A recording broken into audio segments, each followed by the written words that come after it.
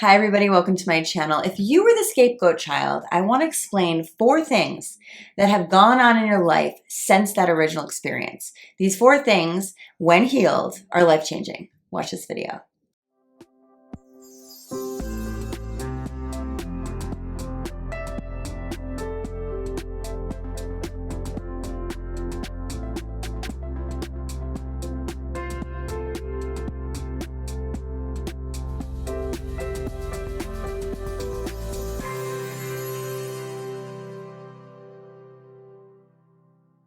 Hey guys, welcome to my channel. If you're new, please click the little subscribe button and the bell to receive notification when I release new videos. And if you've been with me for a while, thank you so much and welcome back. I just have to mention the Patreon. If you're a Patreon member, I will be putting a worksheet / assignment in there after this video because you got to take this work and go deeper, right?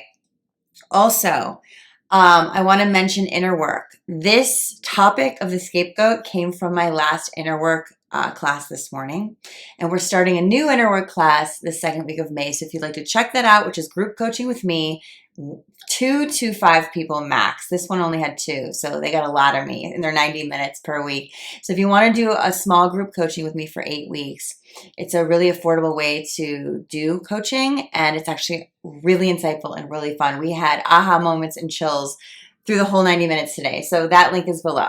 Diving in. And I have to say that because we're going to start soon and I want you guys to get in. So listen, being the scapegoat child is gnarly. It is no joke. It usually happens to you because you are more sensitive and you are a truth teller.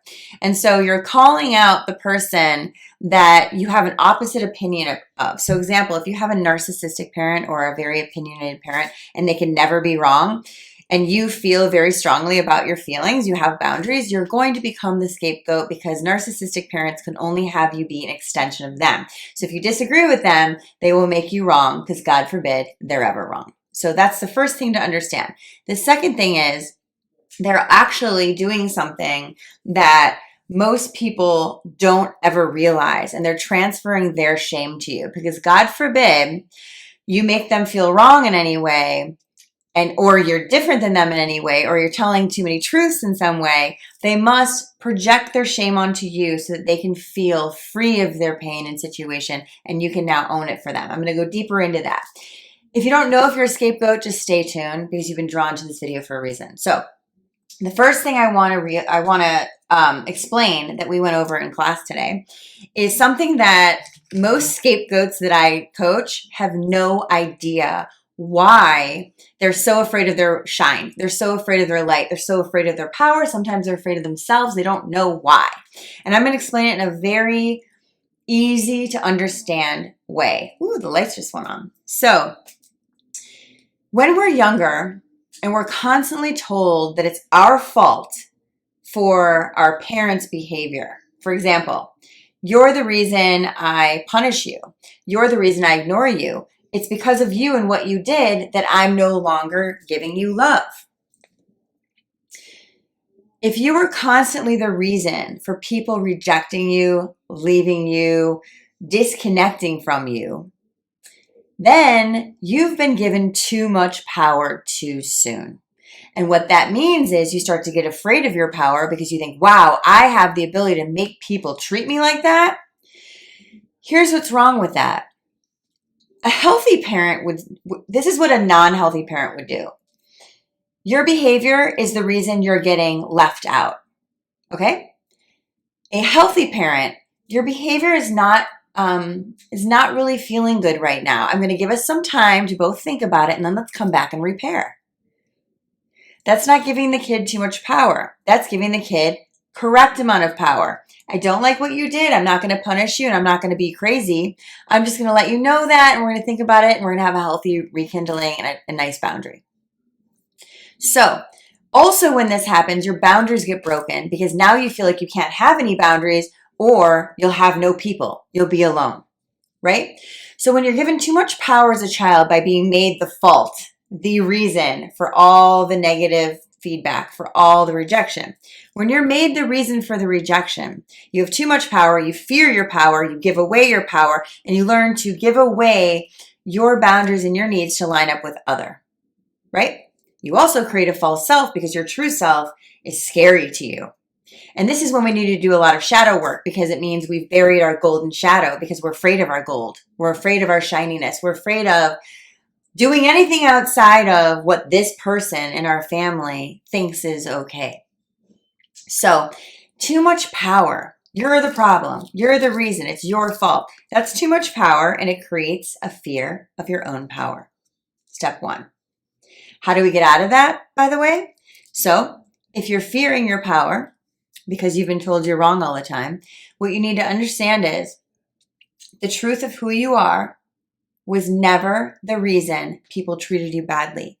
People will be who they are regardless of you.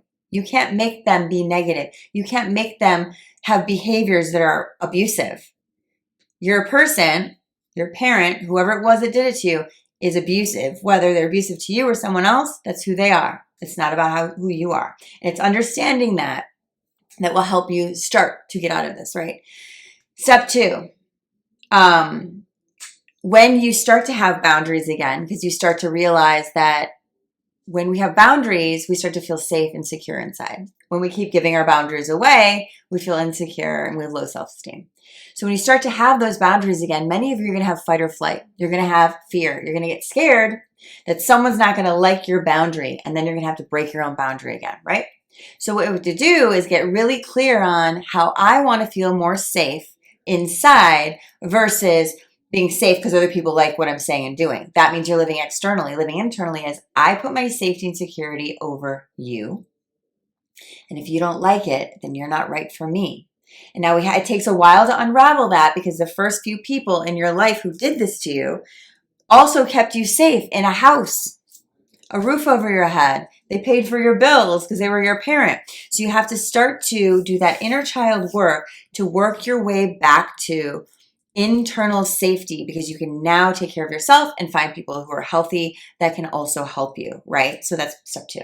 Step three, what I mentioned earlier, they transfer their shame. So the reason that you were the target is you're probably really smart. You probably remind them of them.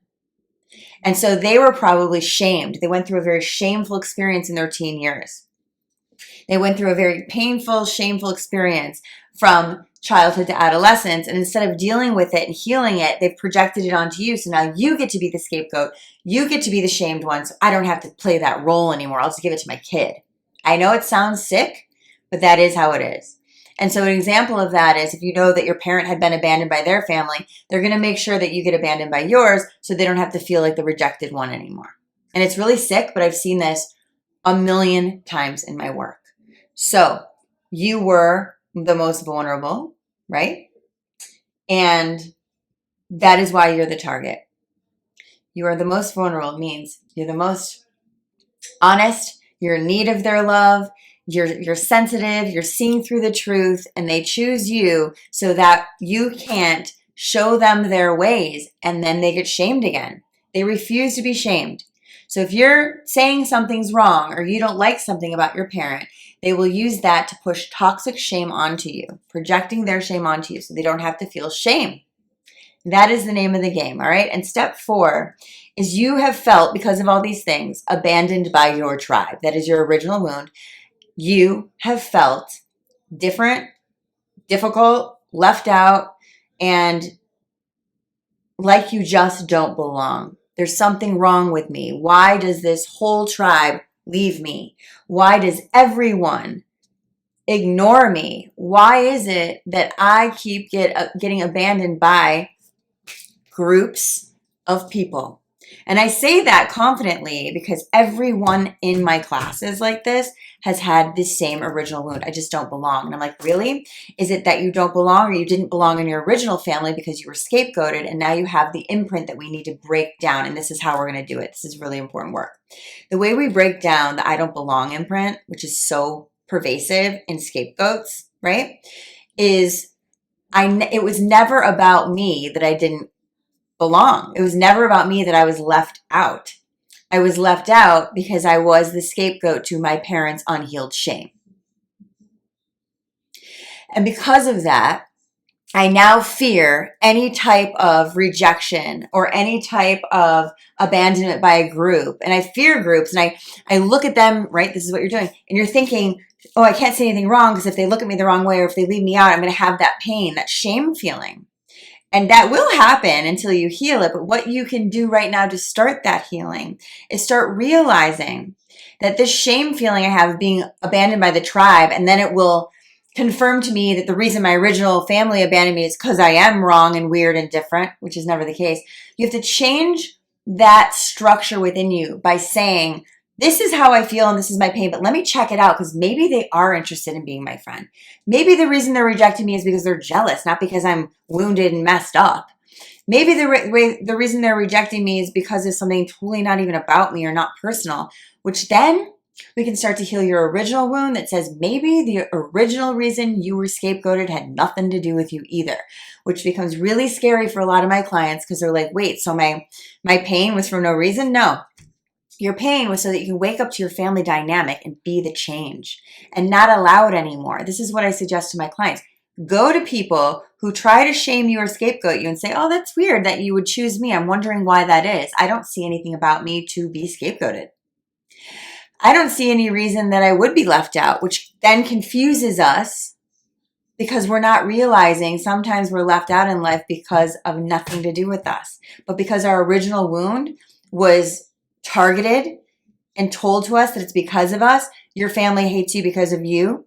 You're the problem. You're the reason. Everything's your fault. You're naturally going to feel like the reason people abandon me is because of me. It's going to be a deep shame wound.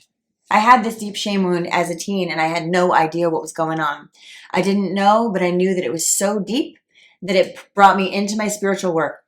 It brought me into learning how to heal this. Instead of the coping mechanism that most of us have is, I'll just be perfect so I'm not rejected. Well, now you're rejecting your authentic self by trying to be perfect instead of perfectly you, right?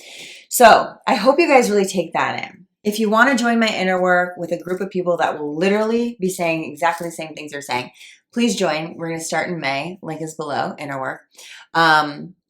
Other than that, I'm open to any questions and comments. Please share this video with at least one person you think it could help. And also, please make sure you're on my news list because I will be sending out free material on this weekly. So all of that for you. I adore you guys. You are amazing for being on this journey. I know what it's like, and I'll see you soon.